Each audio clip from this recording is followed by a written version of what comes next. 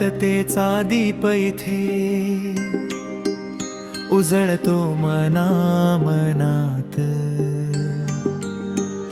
श्रावस्ती बुद्ध विहार आहे धम्माच्या वाटेत।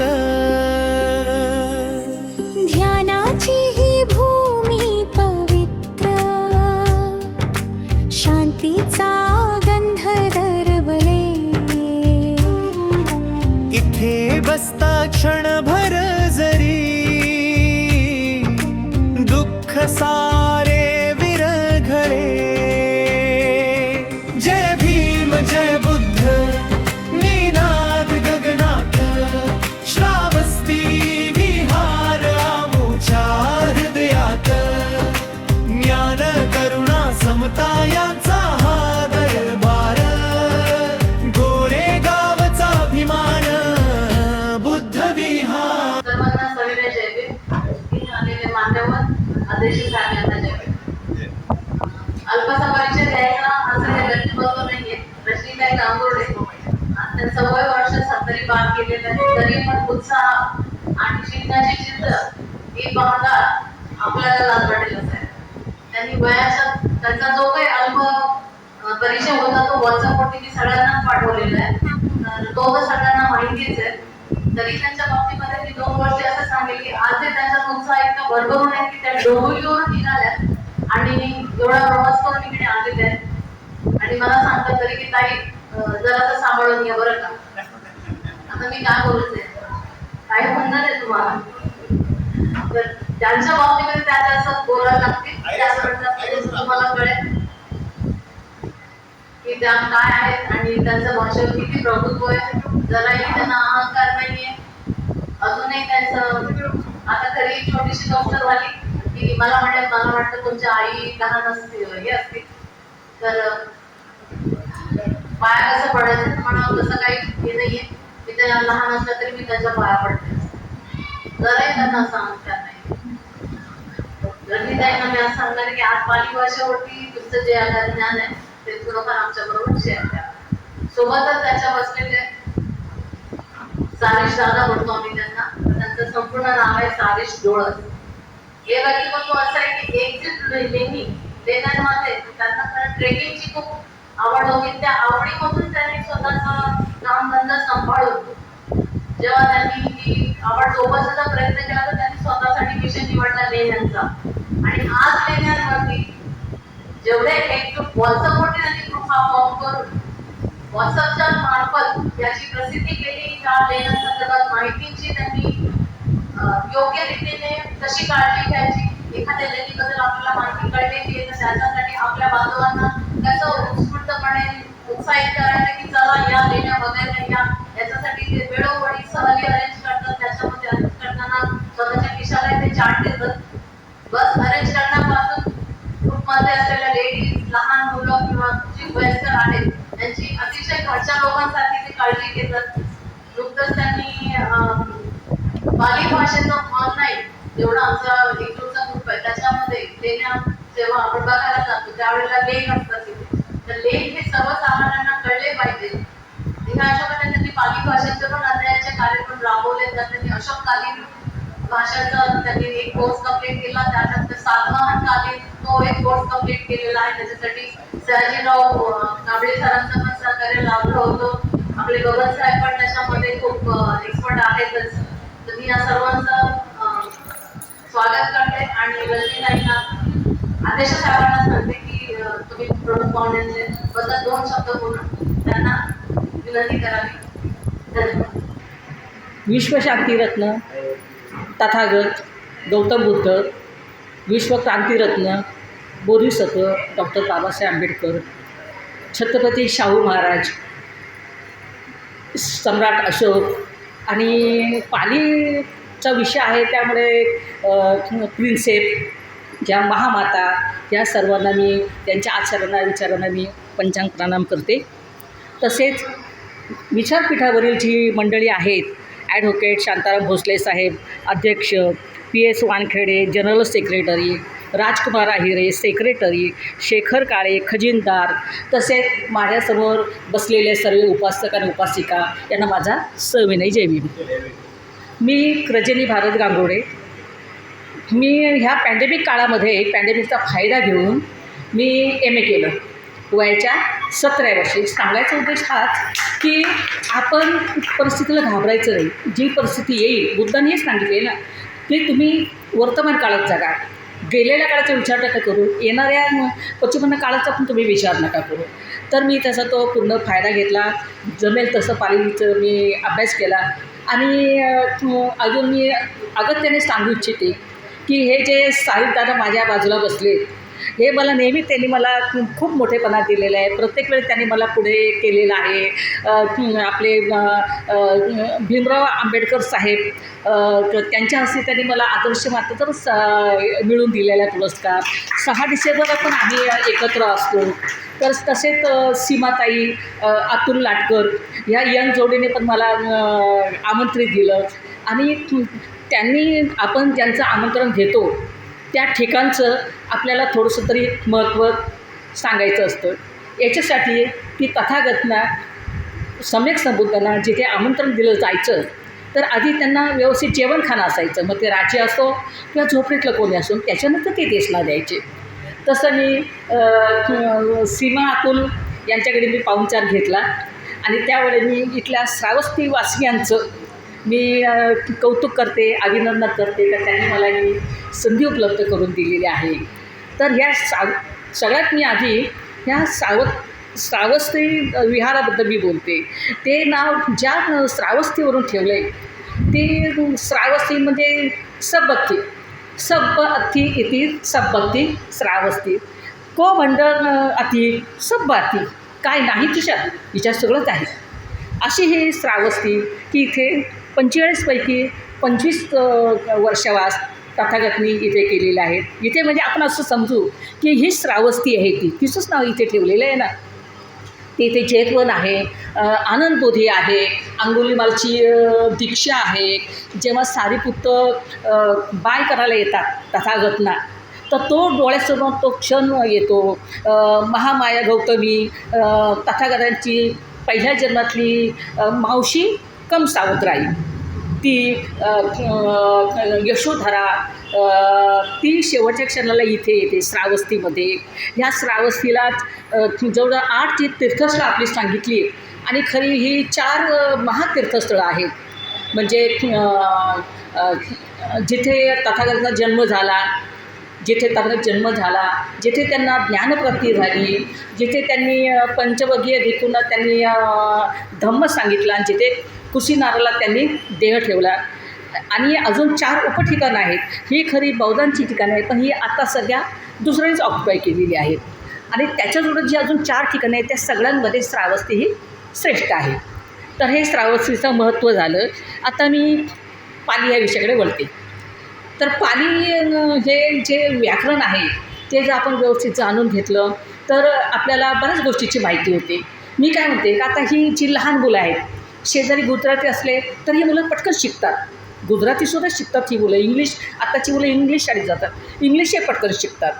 आपल्याकडे कामाला ज्या महिला येतात त्यासुद्धा त्यांच्या मुलांना इंग्लिश शाळेत घालतात, म्हणजे ज्ञानप्राप्तीसाठी.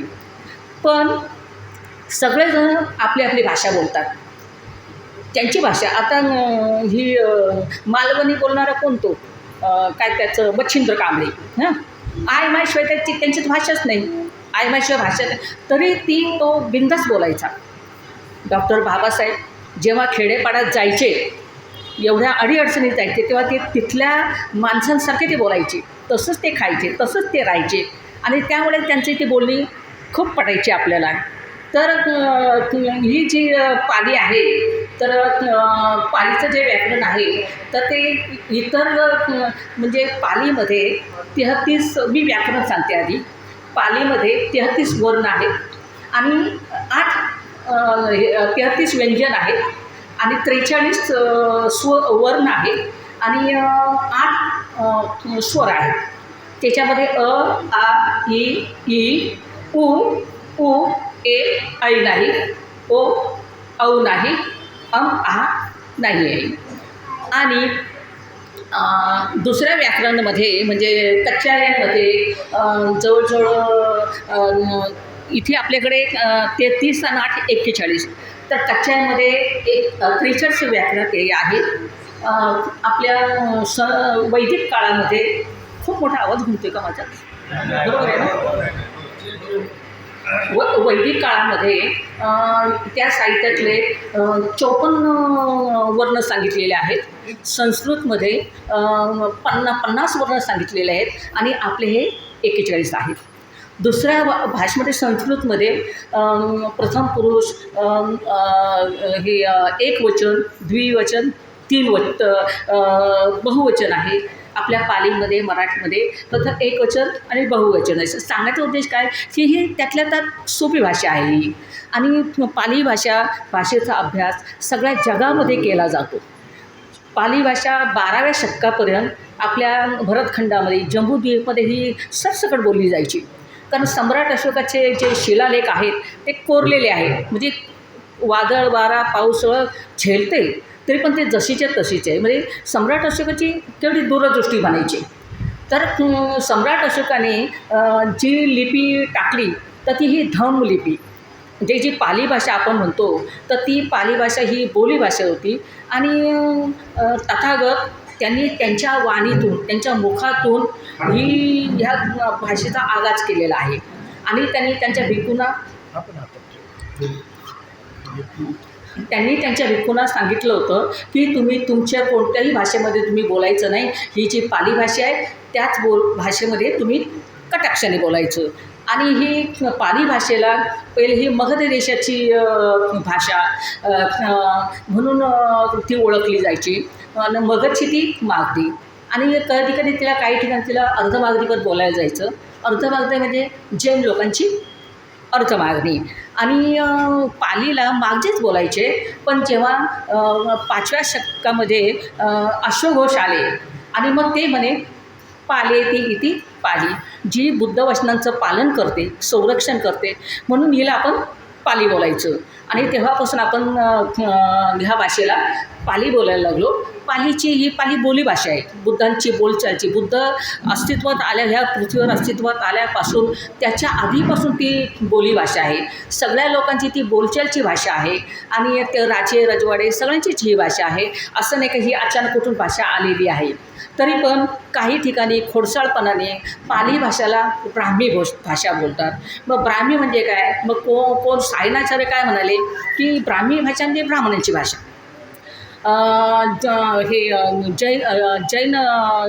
जैन साधू काय म्हणाले का त्यांच्या एका मुलीचं नाव ब्राह्मी होतं, त्यांच्या मुलीचं नाव ब्राह्मी होतं म्हणून ही ब्राह्मी भाषा. एका पंडितांनी सांगितलं की ब्राह्मणांच्या तोंडातून ही भाषा निघाली म्हणून ब्राह्मी भाषा. पण याला काही कुठेही पुरावा नाही. पण नंतर आपलं प्राबल्य कमी झाल्यामुळे आणि यांचं प्राबल्य वाढल्यामुळे त्यांनी ब्राह्मी लिपी असं त्यांनी आगात चालू ठेवला. आता पाली भाषेच्या नंतर हे जे आणि त्यांच्या त्या व्यापारासाठी त्यांनी कुठे खड्डे खणले, कुठे इमारतीचं बांधकाम केलं, कुठे त्यांना बेस घ्यावा लागला. आणि अशा वेळेस त्यांना जमिनीमध्ये जागोजागी तुटक्या फुटक्या मूर्त्या दिसायला लागल्या. तोवर कुणालाच माहिती नाही काही इथे बुद्ध आहेत म्हणून. तर ते 1764 पासून ही सुरुवात झाली. आणि 1764 नंतर दुसरे एका इंग्रजनेच कलकत्त्याला एशियाटिक सोसायटीची स्थापना केली. आणि त्या एशियाटिक सोसायटीच्या मार्फत पालीचा प्रसार केला. ते 1768मध्ये. नंतर 1871मध्ये ही 5वी धम्मसंगीती झाली 1871मध्ये. नंतर 1872च्या नंतर 1873मध्ये पण पालीचे बरेच ग्रंथ छापले गेले. आणि जी 5वी संगती भरली तर त्याच्यामध्ये एक भंते सुमंगल आणि दुसरे गुणवंतांचे शिष्य सुमंगल. तर ते गुणवंताने त्या काळात म्हणजे किती 1773मध्ये एका पाद्री म्हणजे ख्रिश्चन त्याला शास्त्रार्थामध्ये हरवलं. आणि असं कधीच घडलं नव्हतं. मधल्या एवढ्या काळामध्ये असं कधीच घडलं नव्हतं. त्यांनी प्रत्यक्ष एका पाद्रीला म्हणजे ख्रिश्चनला शासन हरवलं आणि ही गोष्ट इतकी महत्त्वाची होती त्या काळामध्ये, तर हे सुवर्ण अक्षरात ते लिहून ठेवण्यासारखं ही घटना घडलेली आहे 1773मध्ये. आणि नंतर त्याच सुमंगलनी हुक्कीडवे असं त्यांचं नाव आहे, श्रीलंकेचे हुक्कीडवे. मग त्यांनी वेगवेगळ्या पालीची संस्थानं तिथे स्थापन केली, वेगवेगळ्या प्रकारे प्रचार प्रसाराला सुरुवात केली आणि त्यांनी विद्यालंकार परिवेन नावाची नामांकित संस्था परिवेनमध्ये आपले सांस्कृतिक आनंद इतर सगळे त्या याच्यामध्ये शिकले. तसेच आत्ता म्हणजे 100 वर्षापूर्वी म्हणजे किती 1901मध्ये डी कोसंबी, धर्मानंद कोसंबी हे सुद्धा त्या परिवेन म्हणजे आपल्या बुद्धविहारसारखाच प्रकार आहे श्रीलंकेचा, पण जरासा वेगळा व्यवस्थित प्रकार आहे तो परिवेन. तर तिथे हे सगळे शिकले. आणि नंतर डी कोसंबी यांनी 1907मध्ये आपल्याकडे पालीच्या अभ्यासाला सुरुवात केली आणि त्यांनी महाविद्यालय स्थापायची त्यांनी मागणी केली. तर ते श्रीलंकेला त्या परिवेनमध्ये शिकून आले. मग त्यांनी इकडे सगळीकडे हालचाल सुरू केली की आपल्या इथे पण पाली ही खरी बुद्ध भाषा आहे, बुद्धवाणी आहे, बुद्धवचन आहे, ते त्याच्या त्या भूमीतच सगळं काही व्हायला पाहिजे. आणि डी कोसंबीने 1907मध्ये आपल्या भारतामध्ये सुरुवात केली. तर डी कोसंबीने कलकत्ता महाबोधी सोसायटीमध्ये त्यांना प्रमुख पद देऊ केलं होतं. तर त्यांनी काही वर्ष तिथे काम केलं आणि नंतर ते भारतात आले. आणि आपलं जे मुंबई विद्यापीठ आहे सांताक्रूजला, तर त्या मुंबई विद्यापीठाचं सुरुवातीची त्यांनी ते कार्य केलेलं आहे डी कोसंबीने. डी कोसंबीच्या नंतर आपले 1954मध्ये 5वी धम्मसंगीती मंडालेमध्ये भरली. म्यानमार मंडाले बर्मामध्ये मंडाले येथे 5वी धम्मसंगीती भरली. आणि त्यावेळेस सगळे लिखित याच्या सगळं लिहिलं गेलं. आणि त्याच्यानंतर मंडालेच्या नंतर 6वी धम्मसंगती ही बर्मामध्ये झाली आणि तेव्हा हे डिजिटल वगैरे सगळं साहित्य आपल्या हातामध्ये आलं. आणि त्यावेळेस म्हणजे 1954मध्ये बाबासाहेबांना बोधिसत्व ही पदवी दिली. बोधी म्हणजे जो खूप ज्ञानी आहे आणि सत्व म्हणजे प्राणी.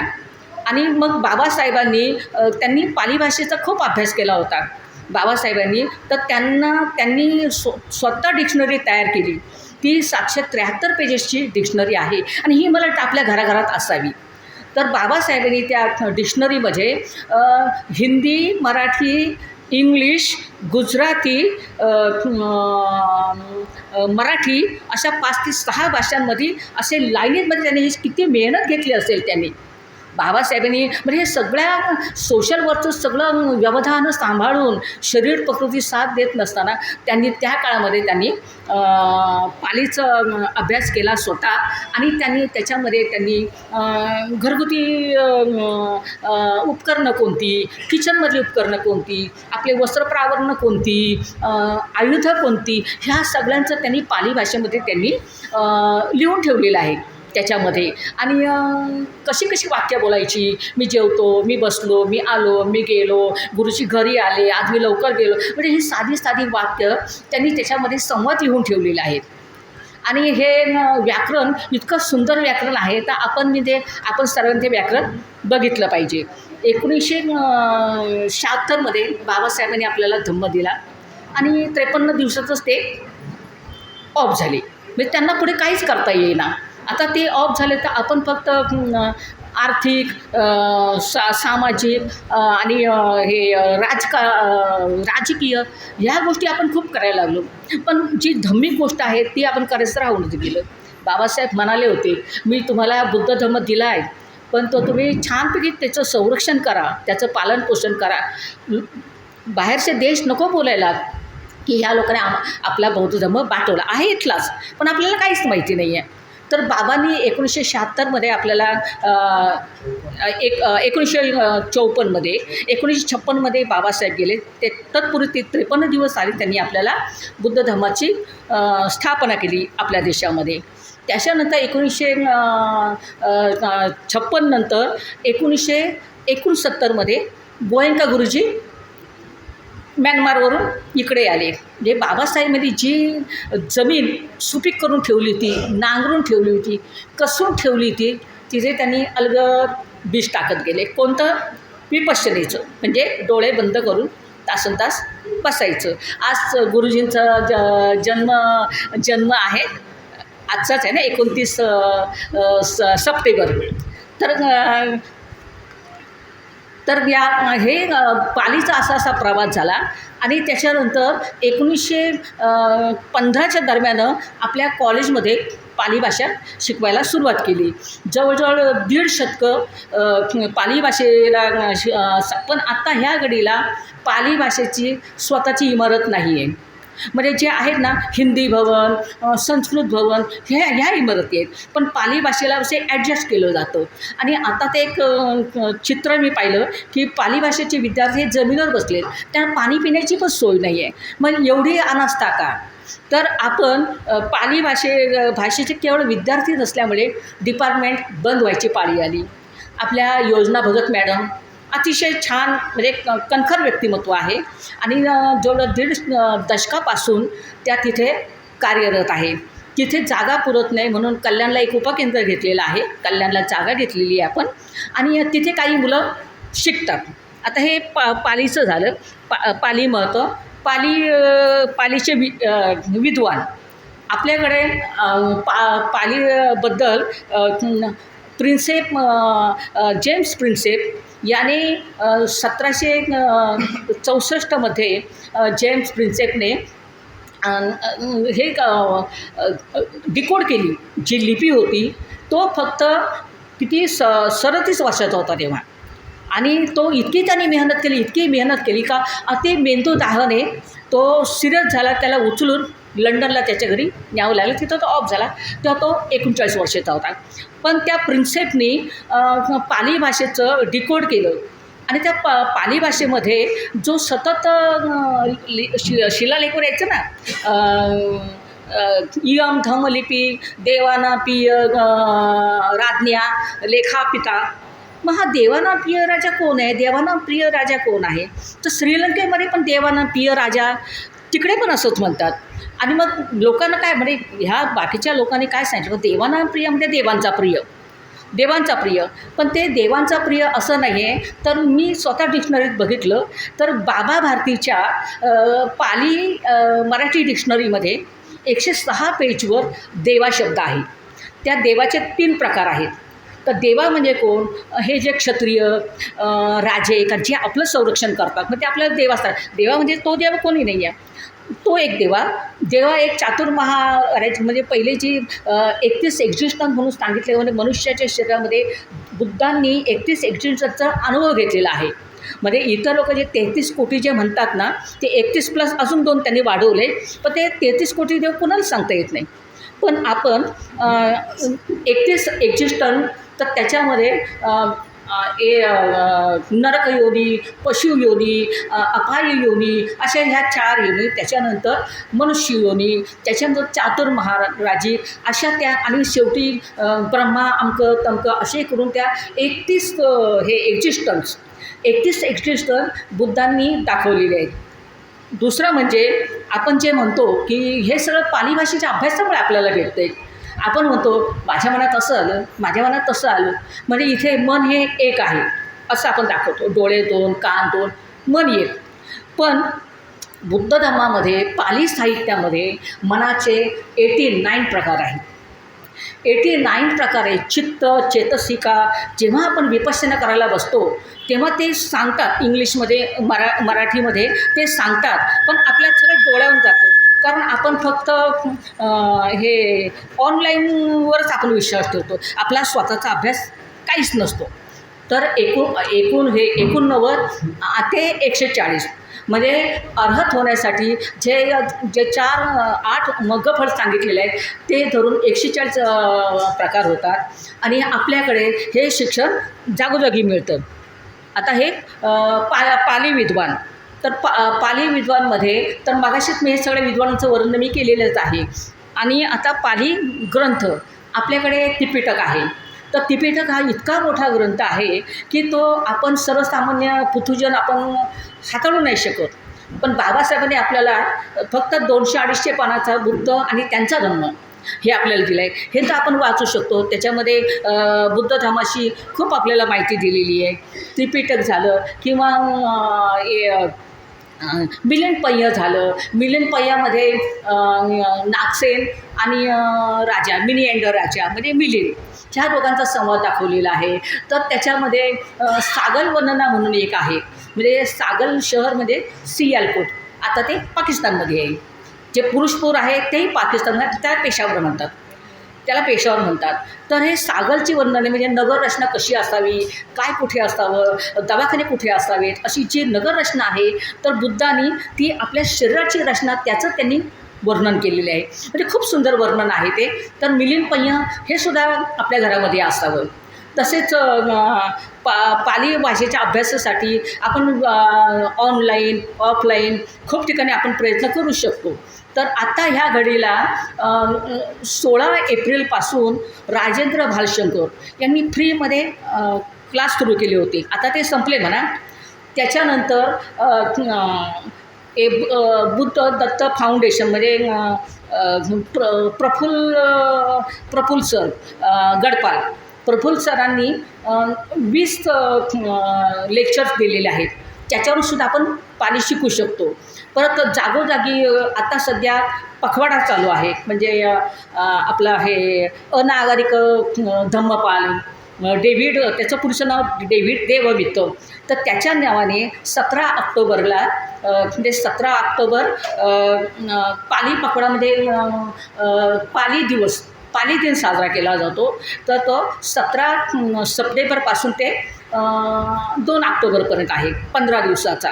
तर त्यावेळेससुद्धा आपण त्या निमित्ताने आपण पालीचं आपण आपल्या एरियामध्ये आपण ते कार्यक्रम करू शकतो. तर 17 सप्टेंबरला अनागरिक धम्मपाल यांची जयंती असेल 17 तारखेला. 18 तारखेला भाद्रपद पौर्णिमा होती, त्यावेळेस भिकुनी दिन असतो.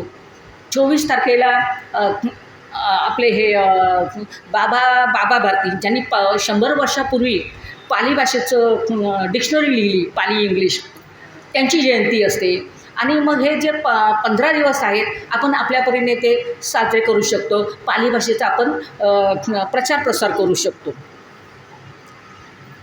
आणि हे आत्ता ह्या घडीला दर रविवारी सकाळी 7 ते 8 म्हणजे 21 जुलैपासून 21 जुलै म्हणजे जेव्हा वर्षावास सुरू झाला 21 जुलै रविवार तेव्हापासून आमच्या कॉलेजमध्ये आपल्या कॉलेजतर्फे दर रविवारी सकाळी 7 ते 8 अमेरिकेवरून एक जोडपं अभिधम्माचा प्रचार प्रसार करतो.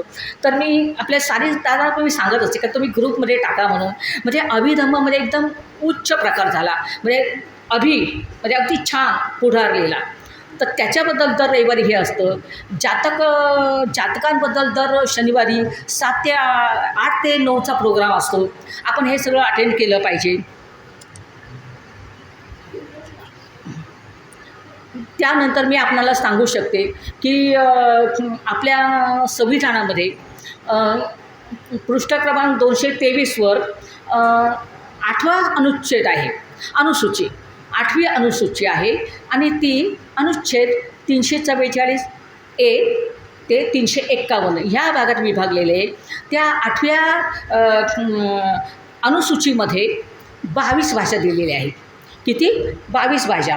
त्यातल्या 10-12 भाषा आपल्या ओळखीच्या आहेत. म्हणजे तेलुगू, कोकणी, उडुपी, परत बिहारची. पण त्याच्यामध्ये 2 भाषांनी माझं लक्ष वेधलं गेलं. संथाली आपण कोणी ऐकलं आहे का? पण त्या संथाली भाषेला राजभाषेचा दर्जा दिलेला आहे, राजभाषेचा. आणि कोकणीला पण तो दर्जा दिलेला आहे. पण ही जी पाली की जी सगळ्या जगात बोलली जाते, सगळे फॉरेनर तिचा अभ्यास करतात, त्या पालीचा मात्र तिथे समावेश नाही. तर मध्यंतरी आम्ही एक कार्यक्रम आखला होता की 8व्या अनुसूचीमध्ये पाली भाषेचा समावेश व्हावा, यासाठी आपण सर्वांनी कटिबद्ध व्हायला पाहिजे आणि आपल्याकडून लेटर्स जायला पाहिजे का ही पाली भाषा का आपल्याकडे असावी. आणि अशी 10,000 लेटर्स अपेक्षित होते. पण मला वाटतं 1000 पण गेले की नाही, आमच्याकडून तरी 1000 गेली की नाही काय माहिती नाही आहे. आम्ही ती लेटर्स पाठवली की कारण त्याच्या 8व्या अनुसूचीमध्ये जर पालीचा समावेश झाला तर पालीला 500 कोटी फंड मिळू शकतो. त्या 500 कोटीमध्ये तुम्ही खूप काही करू शकता. म्हणजे तुम्ही MPSC ह्या मोठ्या मोठ्या हाय परीक्षा असतात, त्याच्यामध्ये तुम्ही पाली घेऊ शकता. पण आपण घेतच नाही, कारण आपण पालीला हलकं समजतो. तर त्या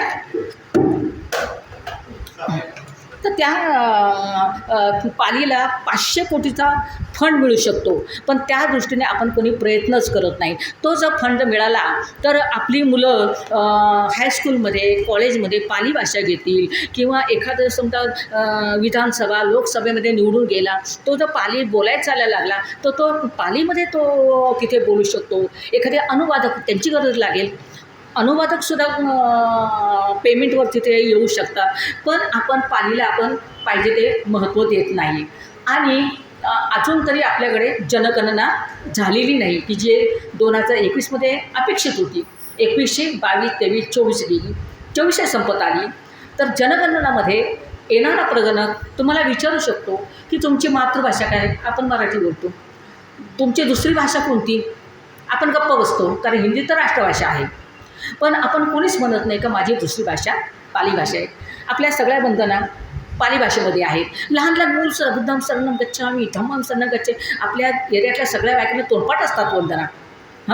आणि संस्कृतला दर्जा दिला आहे की जी 3% लोकांमधल्या काही मोजक्याच लोकांची बोलचालीची भाषा आहे, तीही सरकार दरबारी. इतर ठिकाणी ती एकदम हाय अभिजनांची ती भाषा आहे. त्यामुळे ती तुम्हाला मला काही येतच नाही. पण जी पाली भाषा जी पहिल्यापासून आणि अख्ख्या जगामध्ये जी बोलली जाते, वापरली जाते, जिचा मान ठेवला जातो, जिच्यामध्ये साहित्य निर्माण केलं जातं, आज जवळ किती कोटीने साहित्य निर्माण केलेलं आहे, आपण त्याची आपल्याला माहिती नाही. आणि संस्कृतचा कोणी काहीही विचार करत नाही. संस्कृतला डेड भाषा म्हणतात. संत कबीर तेव्हाच म्हणाले होते की ही नाल्यातली भाषा आहे, हिला गती नाही आहे, ही दाबलेली कोंडलेली भाषा आहे, हिला वास येतो. आणि पाली भाषा म्हणजे कशी वाहणाऱ्या झऱ्यासारखी आहे. तर पालीला हे जास्त महत्त्व आहे. तर संस्कृतमध्ये मी स्वतः मला संस्कृतची आवड आहे. मग मी 2 कोर्स केले. म्हणजे कोर्स कसे फक्त 12 दिवस 15 दिवसाचे म्हणतात, पण 2 रविवार गेले, एखादा पब्लिक हॉलिडे केलं, जास्तीत जास्त 12 दिवस आपल्याला भेटतात. पण ते काय दावा करतात, संस्कृत भाषा अति सरला, संस्कृत भाषा अति मृदुला. मी म्हटलं अरे हे तर मी कुठेतरी ऐकलेलं आहे. मग मला कळलं अरे हे तर आपले गडपाल सर बोलतात. जेव्हा ते पहिला धडा ते घेतात, 20 धड्यापैकी पहिला धडा घेतात, तेव्हा ते बोलतात की पाली भाषा अति मृदुला, पाली भाषा अति सरला. आणि ते म्हणजे अगदी सागर संगीत ते बोलतात. आणि ते जे अर्जुन व्यास म्हणून त्यांच्याकडे आम्ही कोर्स केला, अर्जुन व्यासकडे कोर्स केला. तर ते काय म्हणायचे, आम्ही काही श्लोक नाही शिकवत, आम्ही काही व्रत वगैरे करायला सांगत नाही, आम्ही काहीच करत नाही, आणि आम्ही 10 दिवसातनं तुम्हाला बोलायला शिकवतो. पण याच्या आधी हे तर कधीच ऐकायला आलं, आताच का असं आलं काय हे पाली भाषेला कोणी टार्गेट तर करत नाही. आणि ते संस्कृत इतकी थोडी माणसं बोलतात, तरी पण ती भाषा सरकार दरबारी भाव खाऊन आहे. मग आपली पाली भाषेलाच काय झालं, कारण आपण त्याच्यामध्ये इंटरेस्ट घेत नाही. तर पाली भाषेमध्ये आपण सप्तसूर बोलतो, हे सा रे ग म प ध नी. तर हे जे सप्तसूर आहेत, तर हे आपले गडपाल गुरुजीमध्ये ते वाराणसीमध्ये ते संस्कृतचे प्रोफेसर आहेत आणि ते क्लासेस घेतात. तर त्यांच्याकडून मी ऐकलं होतं. तर त्याच्यामध्ये प्रथमा हे पुल्लिंग प्रथमा ओ आ अम ए न ही स नम स्मा ही स नम स्मिन सु 7 झाले. हे स्त्रीलिंगीला आ यो ए यो य ही स नम य ही स नम यन सु. नपुंसकलिंगाला अन्नी अन्नी न ही स नम स्मा ही स नम स्मिन्सू. म्हणजे समजा आपल्याला बुद्ध हा धातू जर चालवायचा असेल तर प्रथमा द्वितीय ते संबोधन म्हणजे बुद्धो प्रथमा बुद्धो बुद्धा द्वितीया बुद्ध बुद्धे तृतीया बुद्धेन बुद्धेहि चतुर्थी बुद्धस्य बुद्धेन पंचमी बुद्धस्मा बुद्धेहि षष्ठी बुद्धस बुद्धेन सप्तमी बुद्धेस्मी बुद्धेसु. स्त्रीलिंगीमध्ये लता समजा आपण लता धातू घेऊया. लता लतायोग लते लतयोग लतेय लतेहि लतसं लतानं लतेय लतेहि लतस्य लतानं लतेय लतेसु. नपुंसकलिंगीमध्ये फल फलं फले फलानि फल फलानि फलं फलानि फलेन फलेहि फलस्य फलेन फलस्मा फलेहि फलस्सं फलेन फलस्मिं फलेसु. आता याच्यामध्ये हे जे व्याकरण आहे म्हणजे कर्ता कर्म अधिकरण संबंध म्हणजे षष्ठी अपादान चतुर्थी वगैरे हे जे आहेत म्हणजे त्याला त्याने त्याच्यापासून हे जर आपण हे जे आहे ते सप्तसुराप्रमाणे जर गायनाच्या याच्यात आपण जर पाठ केले तर हे लहान मुलांचं पटकन पाठ होऊ शकतं. त्या ह्याच्यातच सगळं व्याकरण दडलेलं आहे. आपल्याकडे 3 पालीची पुस्तक आहे. तर पहिलं मोगलान पाली. तर मोगलान पालीमध्ये 43 वर्ण आहेत. त्यातले 43मध्ये 33 व्यंजन आहेत आणि 10 स्वर आहेत महामोगलान मोगलांमध्ये. आणि कच्च्यामध्ये 33 आहेत सगळे मिळून. आणि त्याच्यानंतर शब्दालंकार अशी बरीच आपल्याकडे व्याकरणाची पुस्तकं आहेत. इथे का आपण कोणी वाचत नाही पण आपण कच्च्या व्याकरणाचाच आपण जास्तीत जास्त उपयोग करतो. आता पाली व्याकरण झालं. आता हे पाली महत्त्व आपल्याकडे 2500 वर्षापूर्वी बुद्ध पाली भाषेतच बोलीभाषेतच ते बोलत होते. आणि जेव्हा सम्राट अशोकाचं नातू बृहद्रथ यांच्यानंतर बुद्ध धर्म लयाला गेला आणि तेव्हापासून बोलीभाषा ही बंद झाली. आणि 12व्या शतकापासून तर मराठी भाषेने चांगलंच बाळसं घेतलं आणि लोक मराठीतच बोलायला लागली. आता ह्या पाली भाषेला आपल्याला कल्पना नाही. जगभर पालीला खूप डिमांड आहे. पालीची खूप ओळख आहे. आपल्याकडे पालीचे वर्ग भरले जातात. पालीमधून खूप काही आपल्याला शिक्षण दिलं जातं. तर आपण संस्कृत भाषा ही जर राजभाषा होऊ शकते तर आपली पाली भाषा ही राजभाषा का होऊ शकत नाही.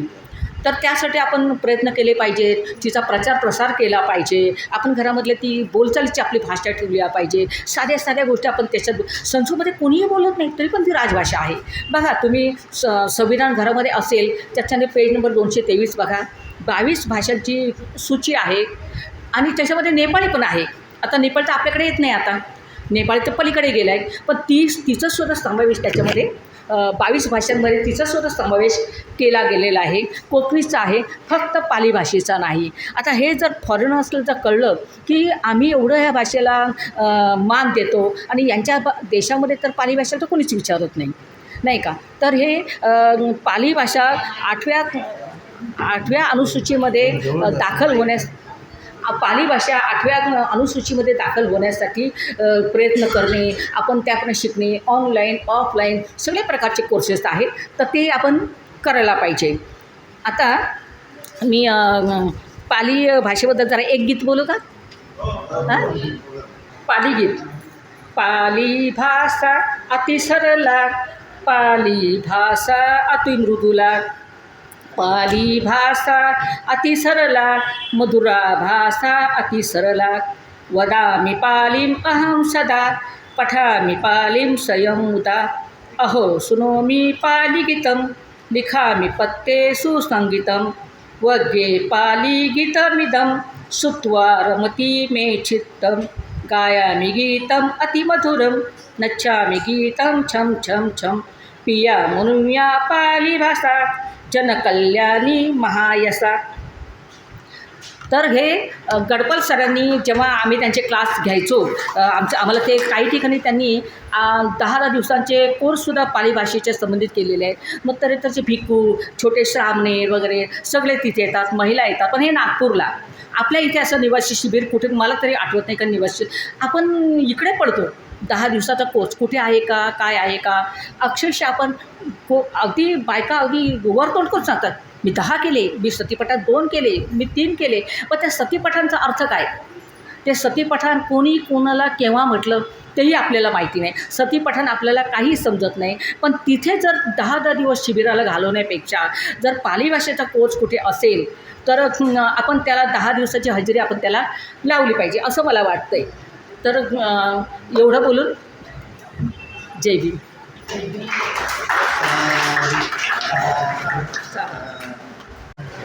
खूप सुंदर असं काही आपल्याकडे पाली भाषेच्या संदर्भात मार्गदर्शन केलेलं आहे. मी दादू सरांना म्हणजे डोळस सरांना मी विनंती करेन की त्यांनी सुद्धा आपलं थोडंसं प्रवचन करायचं.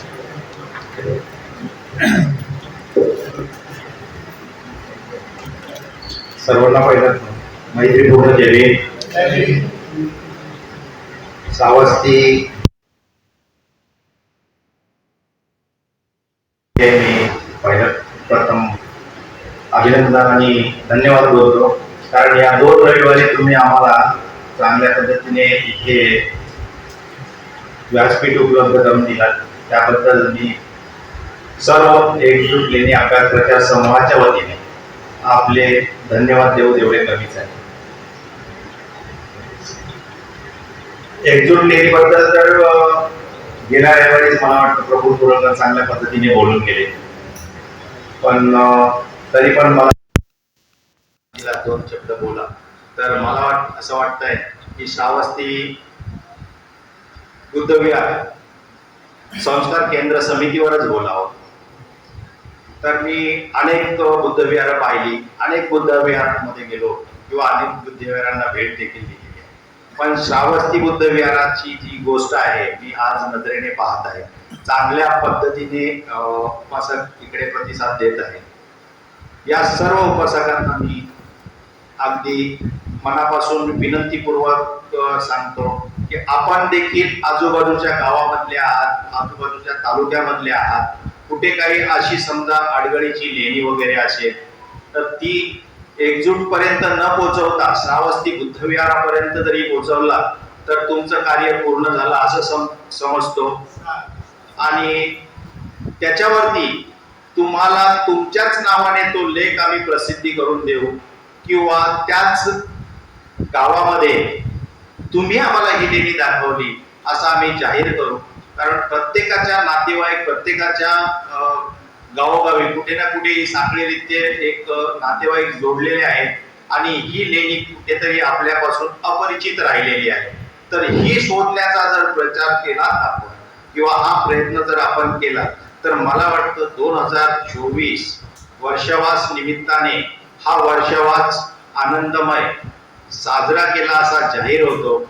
आणि या वर्षवासाच्या माध्यमातून श्रावस्ती बुद्धविहार संस्कार समिती त्यांना पदाधिकारी जे आहेत, समजा भोसले सर असतील, वानखडे सर असतील, आयरे सर असतील, काळे सर असतील, यांनी जी धरोहर ही सांभाळून अगदी आजूबाजूच्या परिसरातील लोकांना एकत्र जे गठ्ठ्यामध्ये बांधून ठेवण्याचा प्रयत्न केलेला आहे, खरोखर हे खूप मोलाची गोष्ट आहे. कोण करत नाही.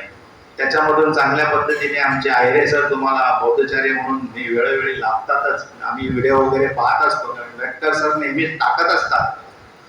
तर अशा रीतीने आपलं काम जे चालू आहे त्या तुमच्या कामाला देखील एकजूट लेणी अभ्यास प्रचार समूहाच्या वतीने मी सल्यूट करतो, सलाम करतो आणि इथेच थांबतो. जय भीम, नमो बुद्धाय.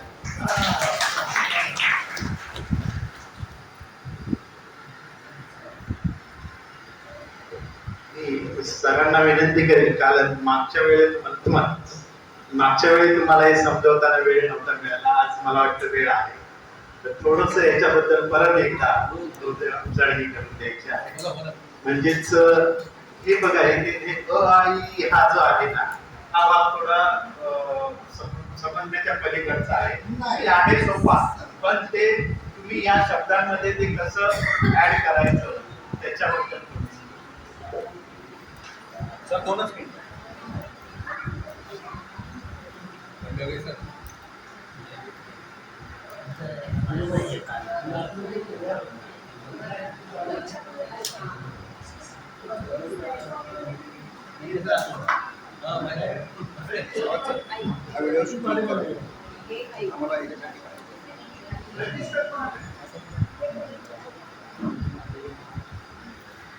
की मी कोणामुळे घडलो, या लेणी संवर्धन या विषयामध्ये मी कोणामुळे घडलो. तर माझे जे या विषयामधले जे 4 गुरु आहेत त्यांच्याबद्दल एक 2-2 ओळी मी लिहिल्या. त्यावेळी बऱ्याच लोकांना कळलं की नाही, की पुरळकरांना ही जी व्यक्ती आहेत, ज्या व्यक्ती आहेत, त्या संपर्कात आल्या त्याच्यामुळे पुरळकर या लेणी संवर्धन या विषयाकडे टर्न झाले, म्हणजे वळले. तर ही पोस्ट एवढी व्हायरल झाली की आमच्या तालुक्यातले संदीप मंचेकर म्हणून एक व्यक्ती आहे, जे BMC मध्ये काम करतात. त्या व्यक्तीने मला दुसऱ्याच दिवशी फोन करून एक रिक्वेस्ट केली की पुरळकर, तुम्ही एवढं सगळं फिरताय तर तुम्हाला पुचर आयलंड हे ठिकाण बघायला आवडेल का? तर मी म्हटलं हो चालेल. मी बोललो दांडी मारेन त्यासाठी, कारण ती जागा अशी आहे की तिथे आपल्या सर्वसामान्य लोकांना प्रवेशच नाही. तिथे आधार कार्ड देऊन पास बनवले जातात, अगोदर नावं द्यावी लागतात. मग अशा ठिकाणी जर मला जायला मिळत असेल तर मी दांडी मारून येईन. तर मला काय कार्यक्रम काय तिकडे? तर बोलतो नाही, आमच्या एका मित्राचा निवृत्त सत्कार आहे निवृत्ताचा, तर त्या सत्कारामध्ये आपण जायचंय. काही ठराविक लोकांना त्यांनी निमंत्रित केले, तर तुम्ही पण या, मी तुमचं नाव वगैरे देतो. तर मी माझ्या बऱ्याच मित्रांना फोनवरती सांगितले की अशी अशी संधी आली, जर कोणाला यायचं असेल तर मला आधार कार्ड द्या, मी नाव नोंदवतो. पण आता त्या मित्रांना ते पुचर आयलंड काय हे माहिती नाही, तिथला बाकीचा इम्पॉर्टन्स काय ते पण माहिती नाही, त्याच्यामुळे त्यांनी तिथे येऊन करायचं काय हा प्रश्न उपस्थित केला. तर मी म्हटलं जाऊन द्या, सोडून द्या. बोला मी माझं नाव देतो. आणि मी त्या दिवशी गेलो तिथे. गेल्याप्रमाणे जे निवृत्त, ज्यांचा सत्कार होता निवृत्तीचा, त्यांच्याबरोबर त्या मित्रांनी माझी ओळख करून दिली. तर जाता जाताना 5-10 मिनिटं मला त्या व्यक्तीने मला त्यांच्याबद्दल थोडक्यात माहिती दिली होती की ज्यांचा सत्कार आहे त्यांना रेल्वे तिकीट जमा करण्याचा छंद आहे. तो छंद एवढा त्यांनी जोपासला की त्यांचं लिम्का बुक ऑफ रेकॉर्ड मध्ये नाव गेलं. लिम्का बुक ऑफ रेकॉर्ड मध्ये फक्त रेल्वेची तिकीट जमा केली, त्या याच्यावरती त्यांचा लिम्का बुक ऑफ रेकॉर्ड्स मध्ये त्यांचं नाव गेलं. आणि त्याप्रमाणे त्यांनी माझी ओळख करून दिली. तर मी बोलताना फक्त त्यांच्याशी ओळख करून दिली होती की हे पुरळकर लेणी संवाद चालवतात वगैरे वगैरे. तर जयभीम वगैरे झालं तर मी त्यांना म्हटलं, सर तुम्हाला जसं रेल्वे तिकीटचा छंद आहे जमा करायचा, तसं मला लेण्या बघण्याचा छंद आहे. आणि मी 4 वर्षामध्ये 58 लेण्या पाहिल्या. एवढं फक्त मी त्यांना म्हटलं, तर त्यांनी फक्त शाबासकी दिली.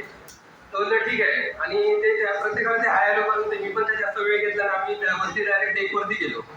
आणि ज्यावेळी प्रत्यक्ष त्या ठिकाणावरती गेलो पुचर आयलंडला, तिथे जाताना माझ्या डोक्यात वेगळा विचार होता की मी फक्त त्यांच्याबरोबर फक्त नामदारी मी तिथे चाललोय. जसं मी इतके दिवस लेण्यांवरती पण आयोजक आमचे दौरे आयोजित करतात, सर्व मुलं त्यांच्यावर असतात, मी एकटा दुसरीकडे असतो, कारण माझ्या डोक्यात वेगळं चाललेलं असतं. त्यामुळे मी कधी त्यांचा नसतो लेण्यांवरती, तुम्ही एकटाच असतो. आणि तोच विचार मी घेऊन पुचर आयलंडला चाललो होतो. तर पुचर आयलंडला गेल्यावरती म्हटलं आता नाश्ता होता, गेल्या नाश्ता, आणि मग तो त्यांचा कार्यक्रम चालू होणार होता. तर मी म्हटलं इथं 5 मिनिटं फक्त उभं राहील आणि मग कल्टी मारेल असा विचार होता. पण ते ज्यांचा सत्कार होता त्यांना ते एवढं भावलं की जसा माझा छंद आहे तिकडे जमा करायचा तसा या माणसाला लेणी बघण्याचा छंद आहे, तर यांना प्रमुख उपस्थितीमध्ये यांचं नाव घ्या. तर मी आमच्या त्या मित्राला म्हटलं अरे बाबा माझं नाव वगैरे काय नको, मला बघायचं ते राहून जाईल, जे काय बघायचं मला इथलं तर नाही, ते आपण बघू नंतर, तुम्ही बसा. शेवटी त्या 2 तासाच्या त्या शिक्षेमध्ये मला तिथे बसावं लागलं प्रमुख पाहुण्यांच्या ह्याच्यामध्ये. आणि बोलता माझा नंबर जवळजवळ 7-8 नंबर लागला.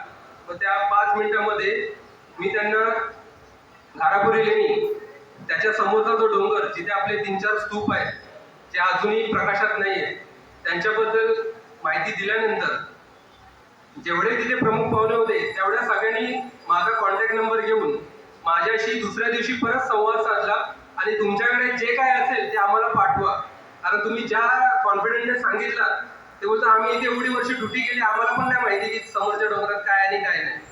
तर मी म्हटलं ते प्रत्येकाचं आहे, कारण म्हटलं ज्याने 8 वर्ष बोलतो कॅन्टीन चालवली भाऊच्या धक्क्यावरती, त्याला सकाळीच मी विचारलं क्रिक आयलंड हे कुठे आहे, तर म्हटलं तो बोलतो माहिती नाही. तर म्हटलं याला क्रिक आयलंड म्हणजे काय माहिती नसेल, म्हणून मी त्याला त्यांच्या तिकडच्या लँग्वेज मधले म्हटलं चिनार टेकडी ती कुठे आहे, तो बोलतो नाही मालूम यार. अरे बोला वो सामने जो है ना उसको ही चिनार टेकडी बोलते, उसको ही क्रिक आयलंड बोलते. बोलते क्या बात है, बोला हमको नहीं मालूम. तो म्हटलं अरे क्या बोलो भी मैं जाने दो, मेरे को सिर्फ इतना बताओ की उधर एंट्री आहे क्या, तो भी नाही मालूम. पण नंतर मला ते कळलं ते ऑफिसर्स कडून की तिथे एंट्री नाहीये, कारण तो रिस्ट्रिक्टेड एरिया आहे, पीपीटीच्या अंडर आहे. आणि मी जिथे गेलो पुचर आयलंड तिथं पण तो रिस्ट्रिक्टेड एरिया आहे. माझं फक्त एवढंच होतं की जर मी या कामासाठी तिथे गेलो होतो, जर समोरच्या डोंगरामध्ये आपले अवशेष आहेत, घारापुरी किंवा घारापुरीच्या समोर आहेत अवशेष आपले, तर म्हटलं इथे पण काहीतरी असू शकेल, म्हणून त्या निमित्ताने तिथे पाहायला गेलो. तर तिथे आजही रिस्ट्रिक्टेड एरिया आहे, आपल्याला तिथे जाऊच देत नाही, फक्त ठराविक एरियामध्येच आपल्याला फिरायला देतात. ज्यांचे ज्यांचे कार्यक्रम असतात त्याप्रमाणे तिथे ते आयडी बनवले जातात आणि त्या ठराविक एरियामध्ये आपल्याला ते पाहायला देतात. पण एक स्वप्न पूर्ण झालं की पुचर आयलंड सारख्या ठिकाणी आपल्याला ते जाता आलं आणि त्याला श्रावस्ती बुद्ध विहार हे त्याला कारणीभूत ठरलं, कारण त्यांच्या त्या दिवशीच्या त्या व्याख्यानामुळे मी ती पोस्ट लिहिली. त्या पोस्ट लिहिल्यामुळे त्या मित्राला ते कळलं, त्याने मला तिकडे निमंत्रित केलं. त्यासाठी मी श्रावस्ती बुद्ध विहाराचे पुन्हा एकदा आभार मानतो. जय भीम, नमो बुद्ध. त्यावेळी जे काही लोकांनी पाठवलेले आहेत लेख मागितले, तर हे जे मार्क्स आहेत ना ते इथे खाली जोडलेले आहेत अशा पद्धतीने. ते योग्य आहे की हे योग्य आहे, मला म्हणून मी तुम्हाला सांगितलं की हे जरा एकदा क्लिअर करा. कारण हा जो भू आहे तो जर आता ह्या नला जोडायचा असेल तर त्यांनी हा खाली दोन इथे हा खाली दोन बरोबर बरोबर बरोबर आहे, बरोबर बरोबर आहे. तसंच आहे तसंच नाही तसंच आहे. ऍड तुम्हाला वेगळं सांगते पण रायटिंग ही वेगळं सांगते. येस, बघा म्हणूनच मी आपण काय बोलतो च हा किंवा री जर केलं तर टच होते ना अशी. पण आपण याच्यामध्ये जर मोबाईल मध्ये केलं तर डबल री येते ना. लक्षात घ्या. म्हणून अशा पद्धतीने ते खाली येते, क्लिअर करा. नाही खाली खाली आहे ते बऱ्याच वेळा ते हो बरोबर आहे. तेच रायटिंग बरोबर जे लिहितो तेच. रायटिंग जो लिहितो तर सेम आपण मोबाईल पॅटर्न नाही लिहित. येस, बरोबर वेगळे येते वेगळे तशा पद्धतीने ते देखील आहे. येस, म्हणूनच मी म्हटलं की नाही.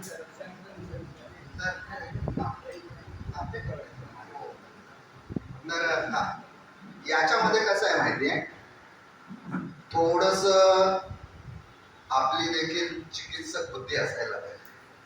बरोबर, आपण मराठी भाषिक आहोत, मराठीमधून शिकलेलो आहोत, स्वर व्यंजन आपण मराठीतून अभ्यासलेले आहेत आणि पालीमध्ये मराठीमध्ये लिहिताना आपण कान जो आहे हा व्यंजनानंतर उभा ओढला जातो. याच्यामध्ये तसं नसतो. तुम्हाला आलं लक्षात, लेफ्ट टू राईट ते कुठे व्यंजनाच्या वरती. हे जे व्यंजन आहे ते व्यंजनाच्या वरती. आता समजा क आहे तर कला मला काय करायचं, आकार हा ऍड करायचा आहे. बरोबर, इथे बघा हा ऍड केला ना, तर तो कुठे करायचा आहे मला? त्या स्वराच्या व्यंजनाच्या वरती ऍड करायचा आहे. बरोबर. आता हा झाला का. आता येते ख. खाला गाना खा. ग. गला गाना गा. घ. गला गाना खा. चल. चला. म्हणजे इथे निरीक्षण बुद्धी ही आहे की उभा स्ट्रोक न देता आम्ही त्या शब्दाच्या त्या व्यंजनाच्या वरती देतो. त्याला आपण काय म्हणतो? काना. बरोबर. आता मात्रा. हे बघा. मात्रा आ झाला. ई. बरोबर. ई देताना हे बघा. ई.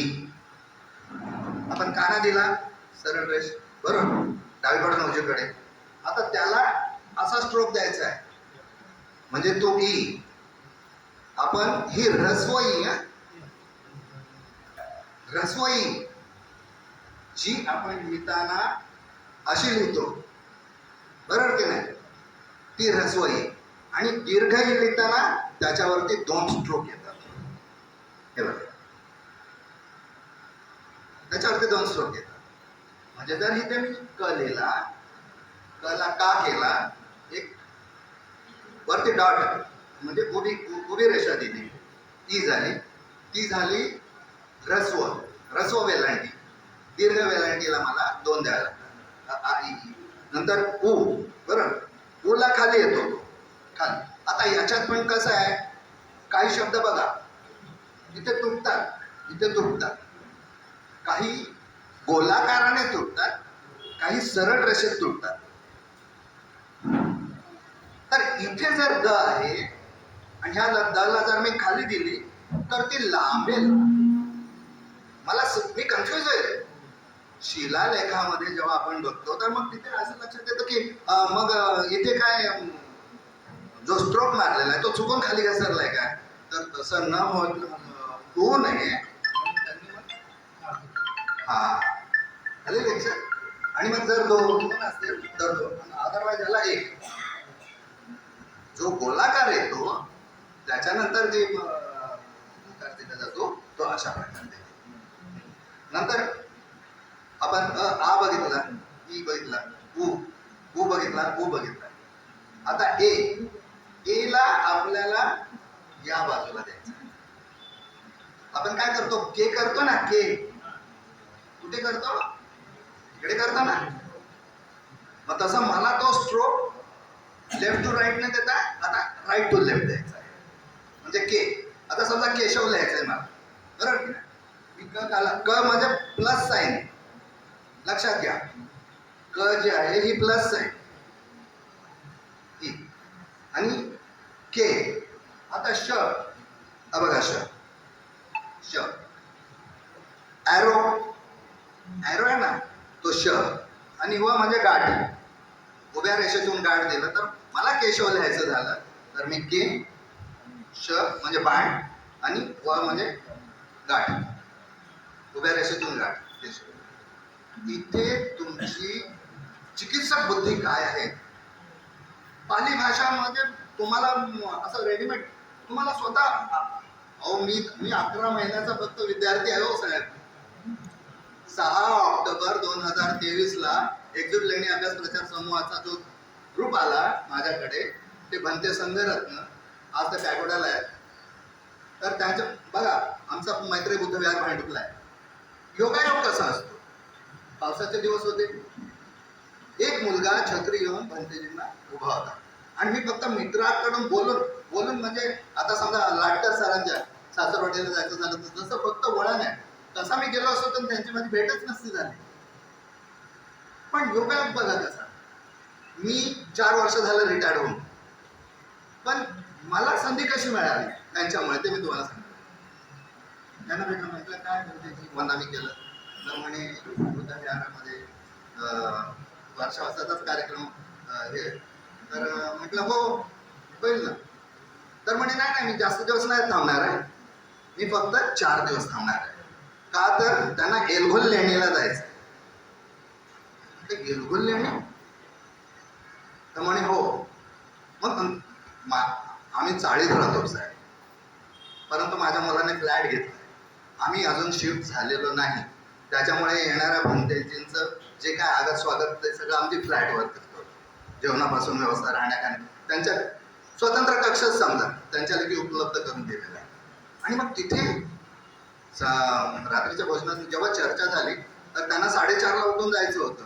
4:30ला उठून म्हणजे एका तासामध्ये, कारण त्यांना तिकडून मग कळंबोलीला जायचं होतं. तर मग त्यांनी सांगितलं की लेणी संवर्धनाचं काम हे एकजूट मार्फत होतं. आणि मग एकजूट मार्फत हे जे धम्मलिपी आहे ही मोफत शिकवल्या जाते. लक्षात घ्या, हा जो कालावधी आहे हा इसवी सनाच्या 2ऱ्या ते 3ऱ्या सम्राट अशोकाच्या काळात. नंतर सातवाहनकालीन लिपी आहे. सातवाहनकालीन लिपीमध्ये त्याच्यामध्ये बदल झालेला आहे. आणि त्याच्यानंतर पुन्हा ऍडव्हान्स धम्मलिपी आहे. तर ती आपल्याला समजून घ्यायला पाहिजे. आणि आपण जेव्हा लेण्यांवरती जातो, शिलालेख हे प्रामुख्याने आपल्याला पाण्याच्या टाक्याचे असतात. सगळ्यात मोठं धम्मदान कोणतं असेल तर पाण्याचं आहे. त्याच्यामध्ये पाणपोळी जिथे आहे तिथे ही पाणपोळी कोणी दान केलेली आहे त्याचा उल्लेख असतो. आणि दुसरं म्हणजे गर्भगृह. तुम्ही जेव्हा गर्भगृहामध्ये जाता तिथे वरतीच त्या दानदात्याचं नाव असतं. आम्ही बघतोय, आम्हाला कळत नाही काय लिहिलंय ते. फक्त काहीतरी कोरलेलं आहे चिनी हातोड्याने. ते डिकोड करता यायला का, जे जेम्स प्रिन्सेपने केलं. जेम्स प्रिन्सेपने संपूर्ण शिलालेखाचा अभ्यास करताना जेव्हा गोळाबेरीज काढली त्याच्यातून फक्त दान हा शब्द कळला. बघा, द कुठे आला हा द, हा द, हा द आहे ना. कसा आहे तो, आपण हँडल आहे ना, द तसा आहे. हा आता द ला काना दा, आणि हा बघा न. आणि न ला आपल्या मराठी भाषेमध्ये वरती अनुस्वार दिला जातो. तो वरती न जाता इथे दिला जातो, दानन. त्यामुळे प्रत्येक ठिकाणी बघितलं तर त्यांना एक कळस प्रामुख्याने की दान हा शब्द म्हणजे हे कशाचं तरी दान आहे. आणि नंतर जेव्हा शिलालेखांचा अभ्यास प्रामुख्याने पुढे पुढे करत गेले, सम्राट अशोकांची दूरदृष्टी बघा. त्यांना माहिती आहे की भविष्यामध्ये काहीतरी ह्याच्यामध्ये खोडसाळपणा होऊ शकतो. म्हणून त्यांनी सुरुवातीलाच इयं धम्मलिपी नॉट ब्राह्मी. का त्यांना असं वाटतं? त्या काळामध्ये पहिला शब्द जेव्हा आपण कुठल्याही याच्यामध्ये होतो, इयं धम्मलिपी म्हणजे ही धम्मलिपी आहे, याची ओळख त्यांनी त्याच वेळेला. ती दूरदृष्टी राजा होता. सामन नाव ऐकून असाल. सामन कोणाला म्हटलं जातं? ज्याच्या अधिपत्याखाली 100 गावं असतात त्याला सामंत म्हटलं जातं. एका गावचा कोण असतो? सरपंच असतो, बरोबर. नंतर 1000 गावं ज्याच्या खाली असतात तो राजा असतो. 1,00,000 गावं ज्याच्या हाताखाली अधिपत्याखाली असतात त्याला महाराजा म्हणतात. आणि सम्राट 7,00,000 गावं ज्याच्या अधिपत्याखाली असतात त्याला सम्राट म्हणतात. आणि चक्रवर्ती जो 70,00,000 गावांचा अधिपत्य करतो त्याला चक्रवर्ती सम्राट म्हणतात. या उपाध्या आपल्याला माहिती पाहिजे की हे कशाच्या अनुषंगाने आलेलं आहे. तर इथे हा सगळ्यात महत्वाचा दूरदृष्टी. बघा, दूरदृष्टी राजा कसा होता की त्याला भविष्यात माहिती होतं कदाचित त्याचा खोडसाळपणा होऊ शकतो. म्हणून त्याने पहिलाच लिहिताना की ही धम्मलिपी आहे. आणि आता जसं मॅडमने सांगितलं, सरांनी सांगितलं की ब्राह्मणांची ते जैनांची मुलगी आणि तिचे ब्राह्मण आहे ना, विक्षिप्तपणा आलेला आहे समाजामध्ये. जाणून बुजून हे केल्या जातंय. आणि म्हणून मॅडम आवर्जून बोलत होत्या की आपल्याला आता स्ट्रॉंग खंबीरपणे उभं राहायला पाहिजे. कशासाठी? बाबासाहेबांच्या स्वप्नपूर्तीसाठी. बाबासाहेबांचं स्वप्न काय होतं? भारत बौद्धमय करेल ना. कसा करेल? शिकायला पाहिजे. बरं, लहान मुलाला मी त्या मागच्याच रविवारी सांगितलं की प्राकृत हे प्राकृत आहे, म्हणजे निसर्गाने जे तुम्हाला बहाल केलेलं आहे तेच ह्याच्यामध्ये आहे. म्हणून मागच्या रविवारी जसं सांगितलं की एखाद्या जर तुमच्या नागवाला डोंगर काढायला सांगा तर तो असा काढेल, त्याला तुम्ही शिकवलेलं नाही, पण ते त्याच्यात उपजत आहे, निसर्गदत्त आहे, म्हणून तो तिथे ग झाला. ग म्हणजे गिरी, पर्वत, डोंगर, ते उपजत आहे. जसं ख वर्ण खुरपं सांगितलं मी, ख वर्ण खुरपं आहे, ही उपजत आहे, ही प्राकृत आहे ना. म्हणून पाली भाषेला त्यावेळेला प्राधान्य का दिलं जायचं, पाली भाषा प्रामुख्याने का बोलल्या जायची, तर त्याचं मागचं एकच कारण आहे की सगळ्यात साधी, सोपी आणि बाळबोध अशी ही पाली भाषा होती. काळाच्या ओघामध्ये ती लुप्त झाल्यामुळे आज आपल्याला ती अवघड वाटते. परंतु तुम्ही देखील याची पीक काढा आणि शिकण्याचा प्रयत्न करा. अवघड काहीही नाही, फक्त लॉजिक, थोडंसं लॉजिक लावायचं. थोडंसं लॉजिक लावून समजून घेतलं ना याच्यामध्ये अवघड नाही. इतकी सोपी आहे आणि खरोखर सोपी आहे. हा मॅडम, फक्त ते तंत्र तुम्हाला अवगत असलं पाहिजे. ते तंत्र एकदा तुम्हाला अवगत झालं ना की तुम्ही पटापट तुम्ही आता आमच्या अभ्यासिकेच्या वेळेला आम्हाला उद्देशिका दिली होती, उद्देशिका ट्रान्सलेट करा. आम्ही असंच बघून का, तर फक्त तिथे मराठीमध्ये आहे की आम्हाला इथे अशोकालीन धमालिपीमध्ये ट्रान्सलेट करायचं आहे. म्हणजे जर तुम्हाला कळलं की ऊ, हा तुम्ही ऊ कळलं, बघा ऊ, ऊ, उद्देशिकाचा ऊ काय इंग्रजीमध्ये ज्याला एल म्हटलेला आहे तो ऊ आलेला आहे. द द दला द, त्याच्याच खाली मी द जोडला आणि दे, कारण मला काय करायचं आहे, दे, मला आकार नाही द्यायचा, मला मात्र द्यायचं. एक बरोबर, उद्दे शी अशी आहे. आता शी प्रथम आहे, शी प्रथम आहे म्हणून मला अशी उद्देशी का त्याला का नका उद्देश. इतकं सोपं आहे, लक्षात आलं? काय अवघड आहे सांगा ना, काय अवघड आहे? एखाद्या लहान मुला, आम्ही जेव्हा चैत्यभूमीवरती मागच्या वर्षी दादू सर बोलले जा भेडा बिंदास, 2च महिने झाले होते मला, पण त्यांनी उभं केलं मला. म्हणे सर तुम्ही एवढं जरी बोललात ना तरी बस आहे. मग येणाऱ्या जरा मग मी काय करायचो, तुमचं नाव काय, अंकफला दे. आता ह्याच्यात तुझ्या नावाचा अध्यक्षर कुठे, काना मात्र वेलांटी कशी, ते इतके खुश व्हायचे, अरे बापरे एवढी सोपी आहे. आणि खरोखर तेवढी सोपी आहे, फक्त तुम्ही शिकायचं कसं, समजून घ्यायचं कसं. म्हणून पॅम्पलेट जे दिला गेलेलं आहे मागच्या रविवारी, त्याच्यामध्ये एकजूट लेणी अभ्यास प्रचार समूहाच्या ज्या मोफत वर्ग चालतात त्याच्यावरती तुम्ही दादू सरांशी किंवा साहेब कांबळे सर आहेत आमचे धमालिपी शिक्षक, त्यांच्याशी संपर्क करू शकतो. आणि आजचा जो हेतू आहे काय, पाली भाषेचा उत्कर्ष व्हायला पाहिजे, तर तो आपण खऱ्या अर्थाने आज श्रावस्ती बुद्ध विहारामध्ये यामार्फत साजरा केला असं होईल. एवढं बोलतो. नमो बुद्धाय. जय.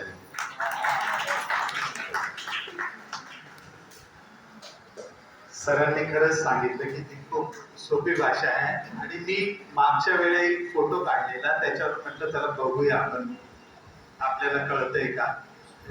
ते करत असताना मला खूप आनंद पण आला, पण मला इथे थोडंसं चुकल्यासारखं झालं.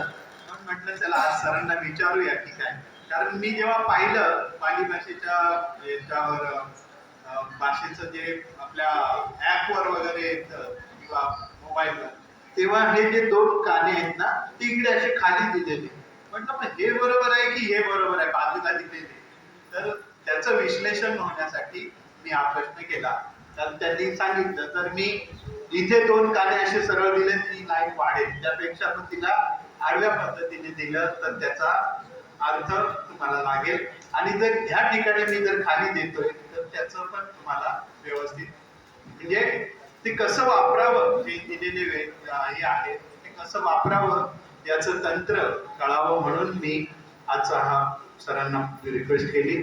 तर आज आपल्याकडे रत्नाकर अहिरे सर पण आलेले आहेत, तर मी त्यांचं स्वागत करतो. आणि सर, तुम्हाला शेवटच्या दिवशी संपूर्ण वेळ तुम्हाला बोलायचं आहे, याचं लक्ष ठेवायचं आहे आणि आम्हाला मार्गदर्शन तुमचं हवं आहे त्या दिवसात. तर तुम्हाला आजच मी आमंत्रण देतो. 12 तारखेचं आहेच तुम्हाला आमंत्रण, पण आजच आठवण म्हणून पण तुम्हाला की 12 तारखेला आपला सकाळचा कार्यक्रम असणार आहे. सकाळी 10 ते 3 वाजेपर्यंत, पण आपलं जे लेक्चर आहे ते 2 तासाचं असतं. मग त्या पद्धतीने तुम्ही हे करायचं आहे आणि आम्हा लोकांना या ना सर. तो सर, तुम्हाला 2 शब्द आता काय बोलायचे असेल तर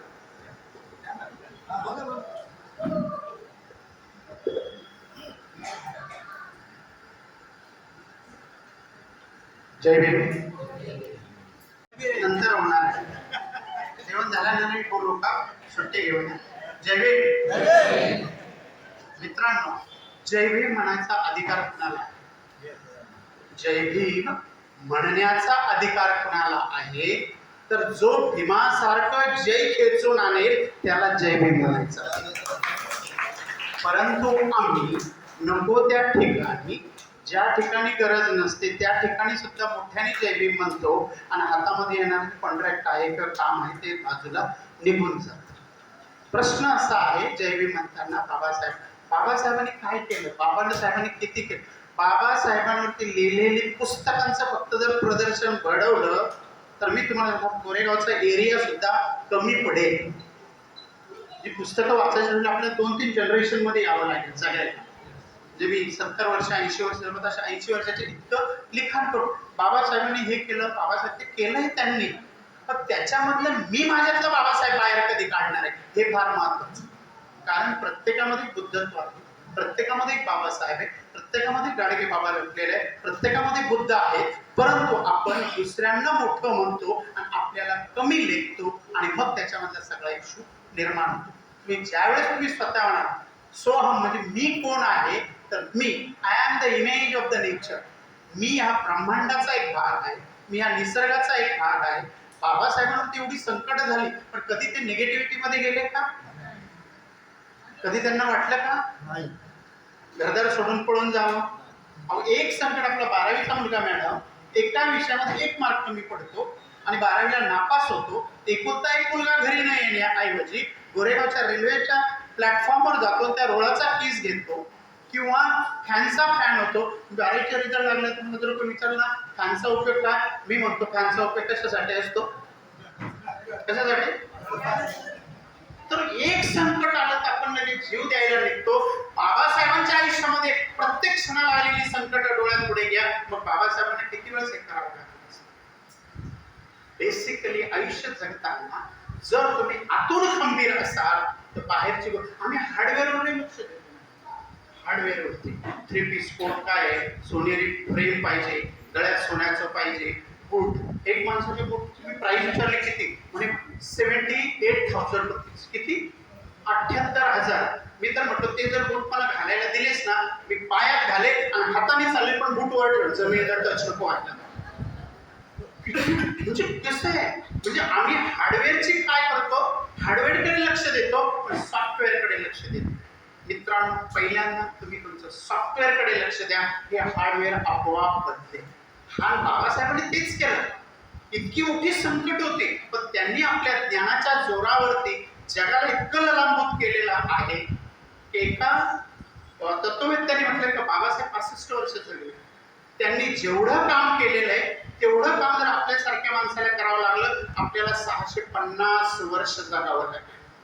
तरीही काम गणितीने सांगता येत नाही. आणि विशेष म्हणजे आपल्याला राजमार्ग काढून दिलाय राज्य.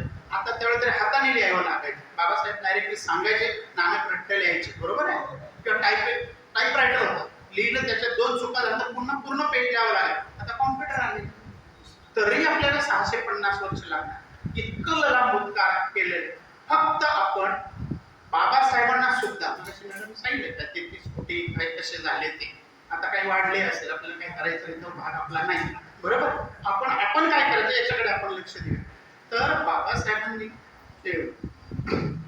हा जर विचार केला ना मित्रांनो की आपण आपल्यामध्ये काय आहे आणि मी त्याचा उपयोग समाजाला मी काय करून देतो, एवढं जरी केलं ना तरी मला वाटतं खूप आनंद आहे. कारण वेळ झालेला असेल तुमच्या याच्यामध्ये येणं मला बरोबर वाटत नाही, कारण सर्वात महत्त्वाची कामं असतात, आलं का लक्षात. तर मी जास्त वेळ थांबत नाही, नाहीतर माझं लेक्चर सुरू झालं ना सकाळी 10ला सुरू झालं, संध्याकाळी कितीला संपलं असेल, किती वाजेपर्यंत, किती काहीतरी सांगा ना वेळ. 6. अजून एक चान्स, अजून एक चान्स. रात्री 1:42 लेक्चर संपले. तरुण मुलं आणि तरुण लोक म्हणजे आपल्यासारखे म्हातारे लोक, आता मी पण बऱ्यापैकी म्हातारा झालेला आहे, तर ते म्हणतात हे पोरं ऐकणारे नाही, आजची जनरेशन काय पिढी नाही बरबाद झाली, ऐकत नाही. पण मी सांगतो जर रुचेल आणि पचेल त्या पिढीला दिलं ना ते सुद्धा 12 तास.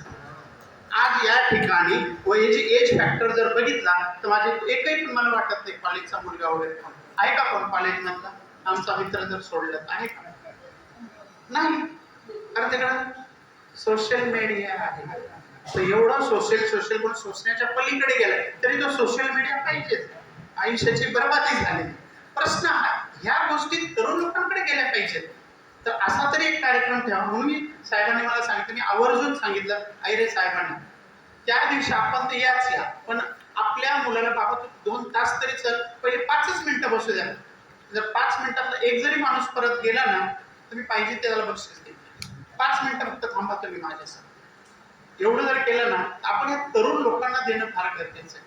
नाही तर मला थोडं धरिष्ठाचं वाक्य होईल का पुढच्या 15-20 वर्षानंतर आंबेडकर जयंती आणि बुद्ध जयंती साजरी करायला सुद्धा लोक बाहेर पडतील की नाही अशी भीती वाटायला लागली.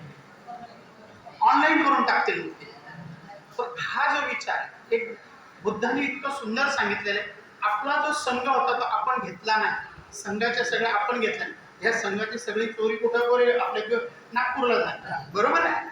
काय म्हटलेलं होतं बुद्धांनी, वारंवार एकत्र या, वारंवार चर्चा करा, सकारात्मक चर्चा करा, विचारांची देवाणघेवाण करा, कानसीवरती घासून घ्या आणि त्यातले चांगले विचार असेल त्याचा एखादा चांगला उपक्रम तयार करा आणि मग नंतर समाज एकत्र येऊ शकतो. पण आम्ही एकत्र यायला तयार नाही आहोत.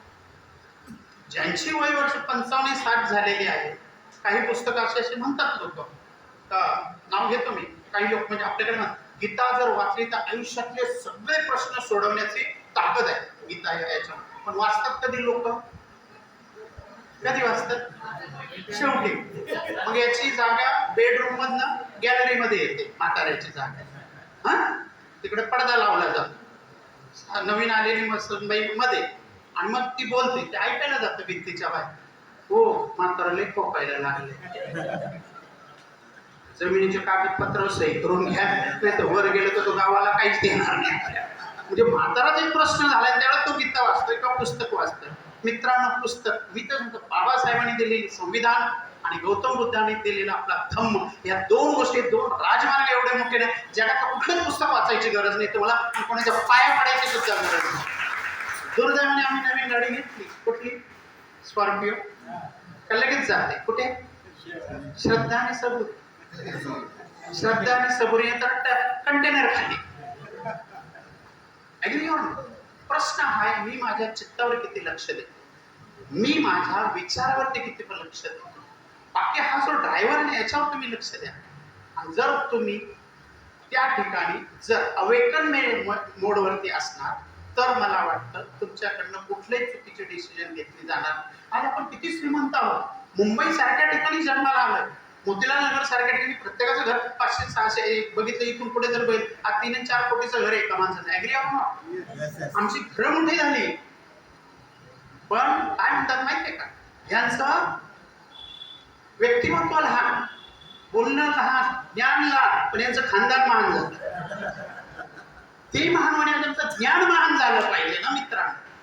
रामजी बाबांनी बाबासाहेबांनी एकच वाक्य म्हटलं, भीमा तू फक्त एवढंच लक्षात ठेव, आपण किती गरिबीत आहोत आणि किती दारिद्र्यात आहोत त्याच्याकडे तू लक्ष देऊ नकोस, पण एकदा का तू विद्वान झालास जग तुला सलाम करेल, जग तुला सलाम. आणि आज आमच्या बाळाला काय सांगतो, काही कर 12वी सायन्सला टक्के मार्क पडले पाहिजे. का पडले पाहिजे? डॉक्टरच झाला. डॉक्टर झाला की मग काय दुसरी डॉक्टरीनेच मिळवली पाहिजे. डॉक्टरी मिळवायची तर मग तिच्याकडनं हॉस्पिटल टाकायचं, मग सासऱ्याकडनं काहीतरी पाहिजे. हॉस्पिटल टाकायचं ना, 4-25 कोटीचं टाकायचं म्हटलं प्रश्न आलाच ना. म्हणजे आम्ही काय करतो आहोत, स्वतः पॉझिटिव्हली जगण्यासाठी लागणार जो बुद्धाचे फिलॉसॉफी ती बाजूला करतो आणि आजकालच्या जगामध्ये जातो. आणि मग नंतर शेवटी ज्यावेळेस वेळ येते ना, मरताना वाटतं आयुष्य नुसतं वाहून गेलं, मला जगायचंय असं म्हणता म्हणता माझं जगायचंच राहून गेलं. Thank you very much. असे भोसले साहेबांचे फार जीवन तुमचं मित्र आहे. आमची 30 वर्षापासून ओळख आहे आणि आयरे सरांची पण आमची ओळख झाली. मला खूप इथे जमलेली कणेदार लोक दिसली. मला वाटतं 2-3 मिनिटं तरी तुम्ही जर अतिक्रमण केलं त्याबद्दल सॉरी. आयोजकांना अतिक्रमण केलं ते भाग टाकलं नाही, आयोजकांना वेळेचं भान ठेवावं लागतं, कारण वेळेचा जो असतो तो आयोजक एक तर आजकाल योजकच मिळत नाही, हे असे कार्यक्रम करणारे लोकच मिळत नाही. आणि कोण पुढे झालं नाही तर कशाला आपण कसं करत नाही, टाचावर केलं डोंगर पाय दुखायला लागला का निघून जायचं, मला काय करायचं. तसं न होता आपण एकत्रित आलो खूप काहीतरी करू शकतो. आणि म्हणून मला एकच म्हणायचं, असं व्यासपीठ मिळालं म्हणजे विचारपीठ मिळालं तर मी ते सोडत नाही. का माहितीये, आदब से आओ इस मकामे आज मत है. सगळेजण या ठिकाणी आपलं मनापासून स्वागत आहे.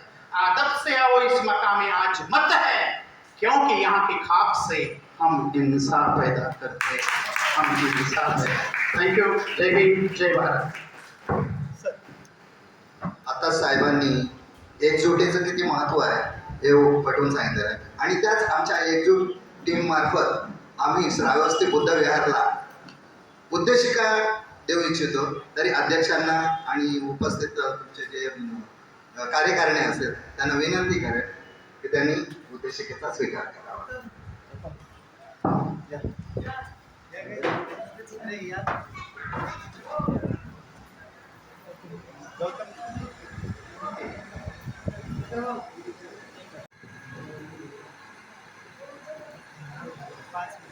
रत्नाकर सरांना विनंती करेल की सरांचं सुद्धा स्वागत करायचं आहे.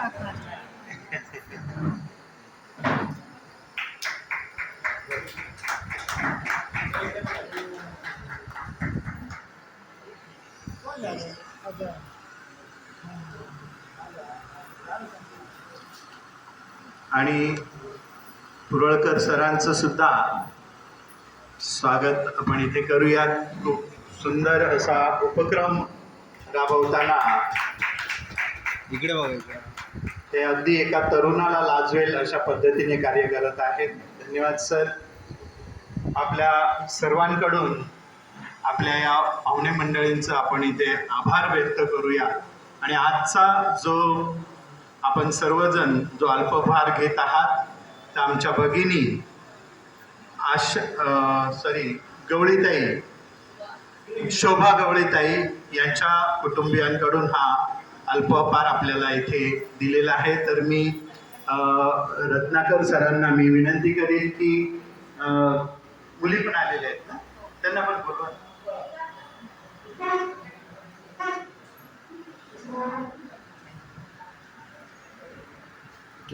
आमच्या भगिनींच्या कडून आजचा हा अल्पभार आपल्याला इथे देण्यात आलेला आहे.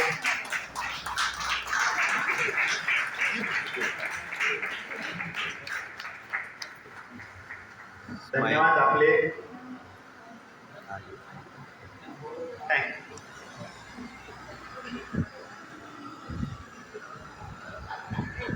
आपण सर्वजण आपण आपल्या महामानवांचं गुणगान करून आपण हा कार्यक्रम बोलायचा आहे.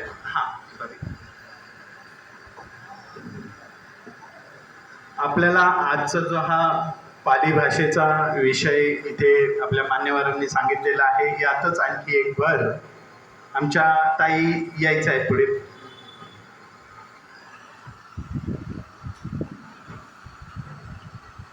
आमच्या इथे हिरे डॉक्टर आहेत.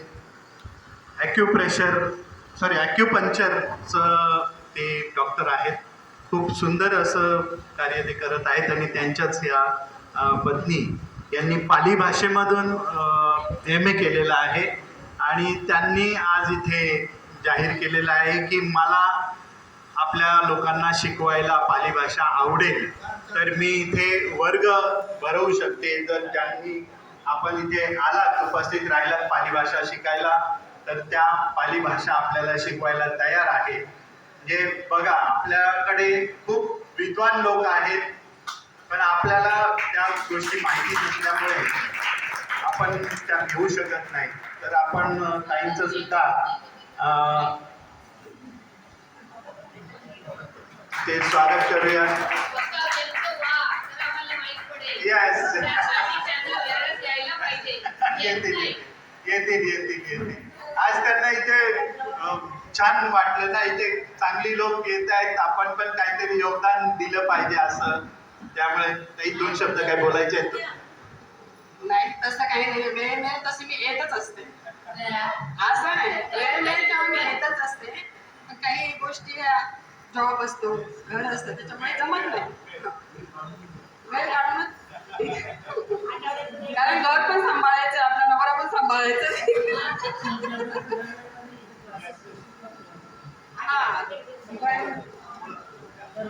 मी पद्मा संतोष हिरे. मी युनिव्हर्सिटीमधून MA पाली केलेलं आहे, त्याच्यात BPEd पण मी केलेलं आहे. आणि मला खूप इच्छा आहे की आपल्या विहारामध्ये आपले थोडे क्लासेस चालू झाले पाहिजे. निदान आपण घरात जरी 2-2 शब्द बोललो ना, की तू जेवलास का, मी जेवली का, पण बत्तामी, बत्तामी, याच्यातून आपण पटकन पाली शिकतो. आणि घरातली जी भाषा आहे ना आपली, आपण पाली करू शकतो.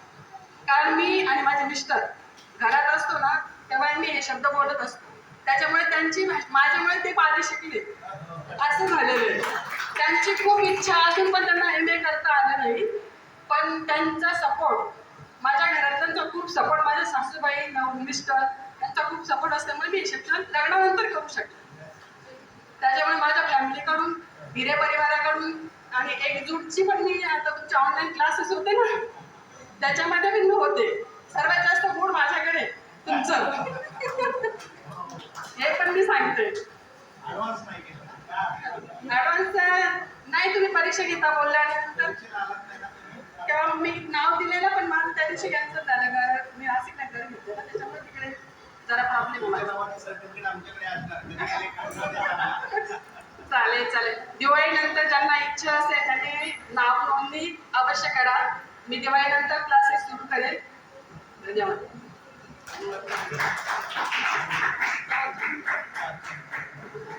बघा, ताईंना 4च्या नंतर कधीही वेळ असतो, तर तुम्ही गुरुवारी तर जमतातच सर्व महिला, तर तो एक वेळ तुम्ही ठरवून घ्या. ताईंकडून पाली भाषेचं शिकून, तुम्ही शिकल्यानंतर जसं ताईंनी त्यांच्या मिस्टरांना शिकवलं तसं तुम्ही पण आपल्या घरी शिकवा, असं मी विनंती करेन. आणि आपण सर्वांनी हात जोडून सरणते घेऊया. आपला वर्षावास समाप्तीचा जो कार्यक्रम असतो तो आपण बाहेरच्या परिसरामध्ये घेतो आणि त्या परिसरामध्ये एक छानपैकी आपला नेहमीप्रमाणे मंडप असतो, स्टेज असतो आणि त्या ठिकाणी आता सरांचं आज त्यांनी थोडक्यातच तुम्हाला मार्गदर्शन केलं आणि त्या थोडक्या शब्दामध्ये त्यांनी खूप सुंदर असं तुम्हाला मार्गदर्शन केलेलं आहे. तर त्या दिवसाचा विषय आहे त्यांचा, सरांचा, की उद्योजकता प्रशिक्षण, एंटरप्रेन्युअरशिप हा त्यांचा विषय आहे. तर आज आमची वय 50 पेक्षा जास्त आहे, आम्ही पण करू शकतो उद्योजकता, पण ज्यांना खरी गरज आहे ती आमची मुलं आहेत. तर प्रत्येकाने आपल्या घरातली 2 मुलं आणि शेजारची 2 मुलं जबरदस्तीने का होईना पण त्या दिवशी पकडून आणायची आहेत आणि त्यांना बसवायचं आहे. फक्त 5 मिनिटासाठी सरांनी सांगितलं, त्याबरोबर 5 मिनिटं बसा आणि तुमची मर्जी वाटली तर उठून जा. पण सरांचा एवढा कॉन्फिडन्स आपण इथे पाहिलेला आहे, त्यांचं 2 मिनिटाचं जे बोलणं आपण ऐकलंय त्यावरून नक्कीच असं हे आहे की आपले मुलं त्यांच्या त्या प्रवचनाने घडतील असा एक आत्मविश्वास मी आपल्यासमोर जाहीर करतो. आणि सर्व मान्यवरांचे इथे आभार, खास करून ताईंचे. ताई डोंबिवलीवरून आलेल्या आहेत, वयवर्ष 71.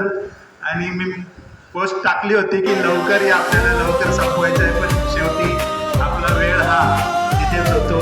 तर मी श्रावस्ती बुद्धालय सांस्कृतिक केंद्रातर्फे ताईंना छोटंसं फुल आणि फुलाची पाकळी आणि असं एक भेट आमच्या श्रावस्तीकडून देण्याची अध्यक्षांना विनंती करतो. आणि ताईंचा एक छोटासा सत्कार सर्वांनी उभं राहून ताईंना हे करायचं आहे, मान द्यायचा आहे. धन्यवाद ताई, तुम्ही इथे आलात आणि आम्हाला आमच्या मातृभाषेचं ज्ञान आम्हाला तुम्ही त्याचबरोबर सारिस डोळस सरांना आमच्या ताईंच्या हस्ते, कारण ताईंनी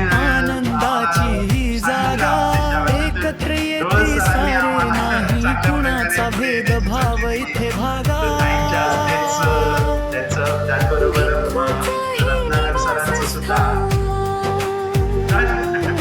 साधनेचा मार्ग दाखवे त्यांच्या शब्दातून जीवनाचा सत्य उमगवे.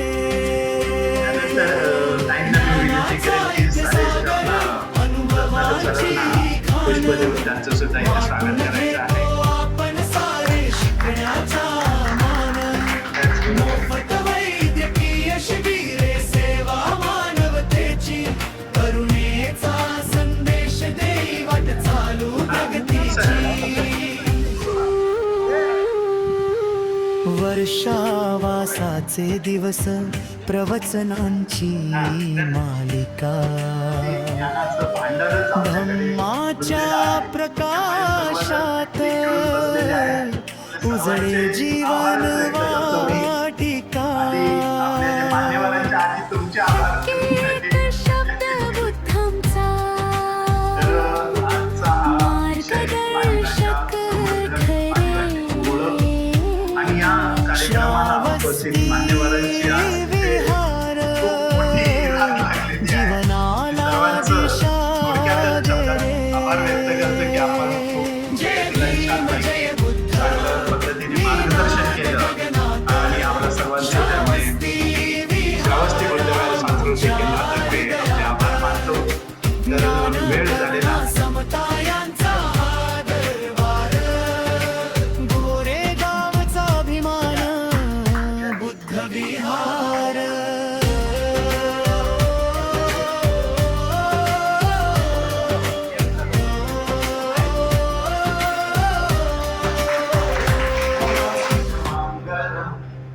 नथी में शरणं अय्यं, संघो में शरणं वरं, एतेन सच्चवचेन होतु मे जय मंगलम.